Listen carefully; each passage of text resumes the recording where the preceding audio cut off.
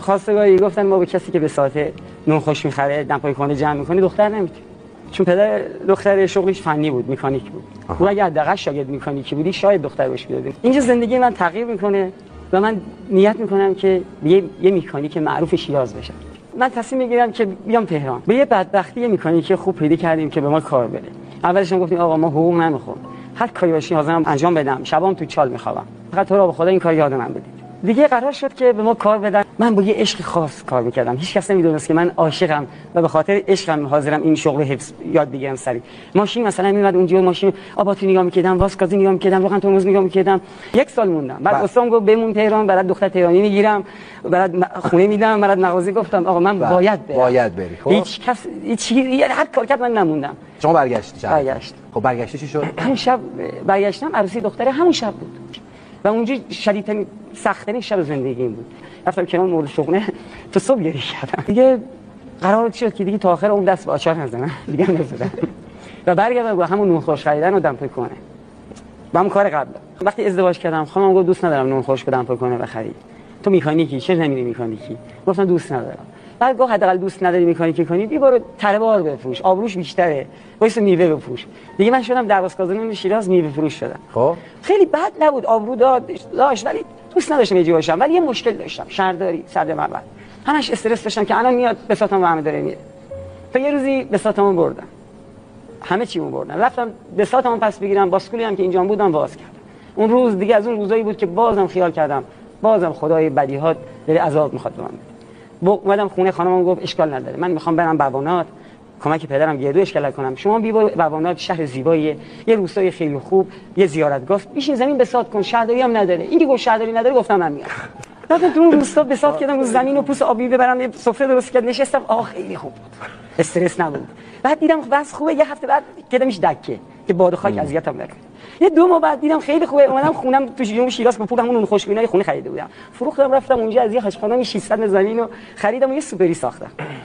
هر چی کار کردیم سوپری شیک کردیم تا این اتفاق جادویی تو زندگی من افتاد که زندگی من تغییر داد. یه شب بارونی 2 تا موتورسوار آلمانی که میرفتن کرمون، از پاسارگاد میرفتن کرمون از راه بوانات، توریست بودن. بله، بارون میاد اینا گیر میافتن، میان تو دیمال لامپ در مغازه ما روشن بوده، میان در مغازه اومد دیدم وقتا خیسن، دلم سوخت، فهمیدم زبون بلد نبودم موقع، دیدم گناه دارن، آوردمشون تو خونه. خانمم یک کته گرجی پخته بود، همش هم خجالت می‌کشیدیم، 2 تا خارجی اومدن، یه همبری هم تو دکون نداشتیم که آقای بدیم بخور. بعد درش این کته دادیم، کم بود، تعریقش هم دادیم. من رفتم مثلا ماسپیران دیدم اینا با تعریق دارن عکس میگیرن. حالا ما بدنمون میلرزید که وای خارجی اومده اینجا، هیچی نداریم، خونمون همون هم نداشت، توالت خونمون هم درش پرده بود، آفتاب بعد میادیم بیرون آب می‌کردیم براشون می‌ذاشتیم. خیلی افتضاح بود. خب ما دیدیم اینا خوشحالن میگن، اینا رفتن. همش گفتیم خدا داد خارجی اومد خونمون، چقدر بد آبروی کشورم رفت. زد یه مدت بعد یه ونی اومد در دکون اون وایسید، آقا 5 تا خارجی اومدن، یک مترجم و یه راننده. آقا عباس که گفتیم ما اینا میخوان خونه. آقا نمیشه، نه آقا دوست دارم بیام تو خونه تو. چرا؟ آقا 2 تا آلمانی گفتن بهترین غذایی که از برلین تا چین رفتیم تو این خونه خوردیم. ما اینجا از به قول خودش حالا میگم سورپرایز شدم، نمیفهمم. خب آقا با ما یه رخت خواب داشتیم، انداختیم بریم دو خودمون رفتیم تو دکون به یک پتوی خوابیدیم. آقا رخت خواب نداریم، ببین اینا میدونن کیس خواب برات آوردن. آقا همون نداریم، آقا توالتمون اینجوریه. یه خروسی هم بهتون بگم، یه پریزم جنس دادم، گفت بیا خروس یک پولم ببر. گفتم آخ جون الان خروسو زنده میشه، میکشی میکنی دکان خارجی میرن. آقا گفتی خروس میکشی، گفتن نه همون غذا رو میخوام. یا اینجا دی خانمم راضی نمیشه، میگه به 1000 بعد راضی شد، کته گوجه و وزیر پخت. چایی هم خواستیم تو فلکس درست کنی، گفتن نه همون آتیش اجاق بعد همون زنجفیل و مثلا دارچین برامون درست کن. این 5 تا موندن و کلی خوش گذشت بهشون رفتن. نه نرفتن، صبح گفتن میخوام دیره بگردیم. خب من که نمیفهمیدم، خیال میکردم حالا آل خارجی اومده دی بگرده، برم زنجشواره خوشگل دیمون نشون بدم یا برم خونه‌های لوکس نشون بدم. آقا مثلا میبردمشون یه خونه درش باز بود، تو شکل قالیبی باف، یه جاش گاو بود، یه جاش گوسفند بود، مرغ بود، خونه داتی خیال میکردم آبرو میره. آقا اینا هول میخورن تو خونه عکس گرفتن. من همش حس میکردم آبرو کشور رفت، بدبخت شدم. بعد دیدم آقا اینا نه با ذوق دارن عکس میگیرن فیلم. حالا تعجب من زمانی بود که اینا می‌خواستن خونم برن، یه پولی گوشن تاخچه خونمون. موقعی که رفتن این پولو شمردیم، آقا سری شمردیم. وقتی اینا رفتن دیدیم آقا 200,000 تومان پول 16 سال پیش من روزی 1000 تومان تو دکونم کار می‌کردم. خب برای آدمی که روزی 1000 تومان کار می‌کنه یه شب مهمونداری که 200,000 تومان کار کرده. خب بعد تو شروع کردی این خونه رو بزرگ و بزرگتر کردی، توریستام همینجوری سرازیر شدن تو خونه تو. ها خب دیگه رفتم شیراز، حافظیه سعدی، تو آژانسات رو به خدا مسافر بیارین و زحمت کشیدم، خیلی تلاش کردم، 200 تومان هزینه کردم. دیگه بعد 6 ماه مسافر اومد.